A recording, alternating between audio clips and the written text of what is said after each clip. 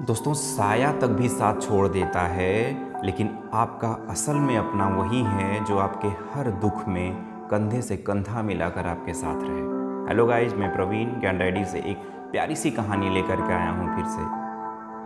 आज की कहानी है एक सच्चे इंसान की। एक बार एक व्यक्ति किसी शहर में रहा करता था। बहुत ही अच्छा इंसान थे, बहुत ही नेक इंसान थे। उनका एक छोटा सा बच्चा था। उनका बच्चा बहुत ही शैतान था, बिल्कुल लड़ाई झगड़े करता था, उसका पढ़ने में मन नहीं लगता था। बार बार स्कूल से कंप्लेन आती थी कि आपका बच्चा बहुत ही झगड़ा करता है दूसरे बच्चों से। बार बार प्रिंसिपल की उनके स्कूल से बार बार उनके पिता को लेटर आता था कि आपका बेटा बहुत ही बेकार है।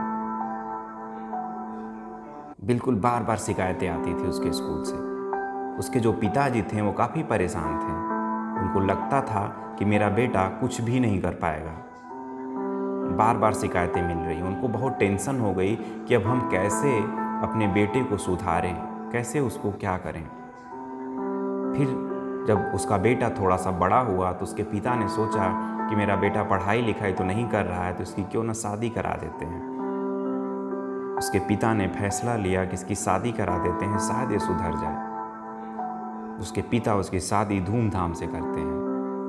उसके पिता जब उसकी शादी करते हैं, उसकी जो पत्नी होती है वो बहुत ही प्यारी लड़की होती है, बहुत ही समझदार, बहुत ही नेक इंसान होती है। तो शादी करने के बाद जब उसकी पत्नी आ जाती है तो जो लड़का होता है जॉब के लिए सोचता है कि भाई पहले तो हम अकेले थे, अब तो घर में बीवी बच्चे आ गए, अब तो जॉब की ज़रूरत पड़ेगी। तो नौकरी की तलाश में दर दर इंटरव्यू जाके देता रहता है। उसकी नौकरी नहीं लगती है। करते करते एक जगह नौकरी लगती है टीचर की। किसी एक स्कूल का वो टीचर बन जाता है। वहाँ पे जाता है तो वहाँ के जो बच्चे होते हैं वो उसकी बात नहीं मानते। कहता कुछ और है, बच्चे कुछ और करते हैं। जो उसके प्रिंसिपल होते हैं वो जानते रहते हैं कि ये वही लड़का है जो बचपन में पढ़ाई नहीं करता था। ये वही लड़का है जो सबसे झगड़ा करता था। ये हमारे स्कूल में नहीं टिक पाएगा। और उसके प्रिंसिपल तुरंत उसको स्कूल से भगा देते हैं, फायर कर देते हैं। कहते हैं कि बेटा तुम ये जॉब नहीं कर पाओगे। बिल्कुल डिप्रेस्ड होकर के घर पे जाता है, सोचता है कि क्या ही भगवान, इतनी बार मैंने इंटरव्यू दिया, मुश्किल से एक जॉब मिली, वो भी चली गई। काफ़ी डिप्रेस्ड होता है।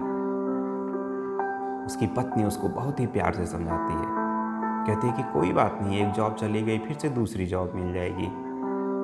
वहाँ पे ढेर सारे एक्सपीरियंस टीचर थे, वहाँ पे वेल ट्रेंड टीचर थे, इसलिए वो अच्छे से उस चीज़ों को पढ़ाते थे। आपने तो कोई ट्रेनिंग भी नहीं की, तब कैसे इतने एक ही दिन में कैसे इतने अच्छे से पढ़ा पाओगे। बिल्कुल मोटिवेट करती है और कहती है कि भगवान अगर आपको किसी भी चीज़ में असफलता शो अप कर रहे हैं तो इसका मतलब ये नहीं कि कुछ गलत ही है। बिल्कुल आप अगला प्रयास करिए, आपको सफलता ज़रूर मिलेगी। भगवान कुछ बेस्ट देने वाले हैं। खूब मोटिवेट करती है। उसका जो पति होता है काफ़ी मुस्कुराता है और फिर से सो जाता है और सुबह फिर से नई जॉब के लिए सर्च करने के लिए निकल पड़ता है। ऐसे ही जाता है, इंटरव्यू देता है, फिर से कहीं जॉब मिलती है, फिर वहाँ से हटा दिया जाता है। बार बार ऐसे चलता रहता है। कहीं किसी कंपनी में जाता है जॉब करने, उसको हटा दिया जाता है। उसकी पत्नी बार बार यही समझाती रहती है कि भगवान आपको जॉब नहीं दे रहे हैं, इसका मतलब कि आपको कुछ बेस्ट देंगे। अगर आपको वेट करवा रहे हैं तो आपको बहुत ही बड़ा चीज़ मिलने वाला है। परेशान मत होइए, हिम्मत मत हारिए। बिल्कुल मोटिवेट करती है।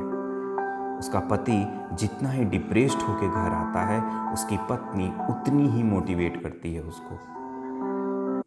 उसके पति का दिमाग थोड़ा सा अच्छा होता है, वो फिर से नई जॉब के लिए सर्च करने निकल पड़ता है। ऐसे कुछ दिन करते सालों बीत जाते हैं, पर उसकी पत्नी हार नहीं मानती। उसकी पत्नी जो है उसको मोटिवेट करना नहीं भूलती।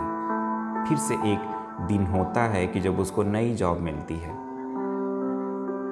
उसको फिर से एक स्कूल में जॉब मिलती है एज ए टीचर। ये स्कूल अपंग बच्चों का होता है। कुछ बच्चों में को जिनके पास आंखें नहीं होती, किसी के कान नहीं होते, किसी के पैर नहीं होते, जो विकलांग होते हैं। एक विकलांग के स्कूल में उसका जो है एज ए टीचर जॉब लगती है। जाता है, जॉब करता है, लगभग 1 साल बीत गए जॉब करते हुए, बिल्कुल अच्छे से सब कुछ चल रहा था। फिर आगे चलते चलते वो अपना खुद एक विकलांग का स्कूल खोल लिया और फिर कुछ ही सालों के बाद उन्होंने जो इनके इक्विपमेंट होते हैं उसकी फैक्ट्री खोल ली। और वो करते करते एक दिन वही लड़का जो बचपन में इतना शैतान था, जो इतना ही बिल्कुल नाकामयाब था, जिसको जॉब नहीं मिलती थी, वही बच्चा आज मल्टी मिलियनरी बन चुका था। और जब एक दिन ऐसे ही बैठा था और वो अपनी पत्नी से पूछा कि अच्छा एक बात बताओ कि पूरी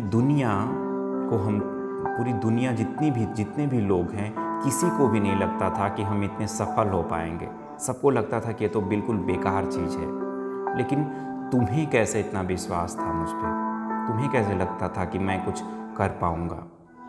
क्या कोई वजह है क्या इसकी? तो उसकी पत्नी बहुत प्यार से उत्तर देती है, जिसे हमको, आपको, सबको सुनना चाहिए। उसकी पत्नी कहती है कि अगर गेहूं का बीज बो रहे हैं, अगर गेहूं का बीज नहीं फलता है तो इसका मतलब ये नहीं कि वो मिट्टी गलत है। इसका मतलब कि आपका बीज गलत है। आप दूसरा बीज ट्राई करिए और आप दूसरे बीज को अच्छे से बोइए, और दूसरा बीज ज़रूर फलेगा। मान लीजिए कोई फ्रूट्स नहीं फलता तो आप सब्जी लगाइए, सब्जी नहीं अगर फलती उसमें तो कोई दूसरा पौधा लगाइए। इसका मतलब ये नहीं कि वो जो खेत है, वो जो मिट्टी है, वही पूरी खराब है। इसका मतलब कि जो आप बीज बो रहे हैं वो गलत है। आप दूसरा बीज ट्राई करिए, उसमें फसल ज़रूर उगेगी, उसमें फल ज़रूर होगा। तो दोस्तों, छोटी सी कहानी हम सबको बहुत ज़्यादा मोटिवेट करती है।